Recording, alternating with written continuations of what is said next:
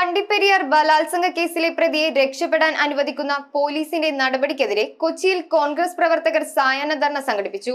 ധർണയുടെ ഉദ്ഘാടനം കൗൺസിലർ ശൈല തദേവുസ് നിർവഹിച്ചു.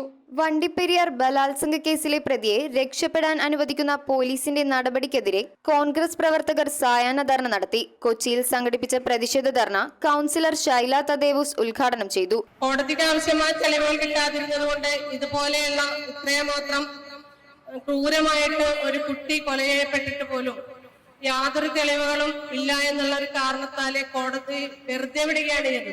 KPCCയുടെ ആഹ്വാനപ്രകാരം എല്ലാ മണ്ഡലം തലങ്ങളിലും ഇതുപോലെ സായാഹ്ന ധർണകൾ നടത്തിക്കൊണ്ട് ജനങ്ങളുടെ ശ്രദ്ധയിലേക്ക് ഈ സംഭവം കൊടുക്കുകയും ധർണയിൽ TM റിഫാസ് അധ്യക്ഷത വഹിച്ചു. PM Aslam, KS Pramod, Laila Kabeer, Muhammad Jarees, PM Nasar, Anu Sebastian, Afsal Ali, PX Yesudas, Mujeeb Kochangadi, Sakkariya, Jasmine Panepally എന്നിവർ നേതൃത്വം നൽകി. News bureau, Kochi. ആഘോഷങ്ങൾ ഏതുമാകട്ടെ, കണ്ണിനും മനസ്സിനും കുളിർമയേകുന്ന മനോഹരമായൊരിടം.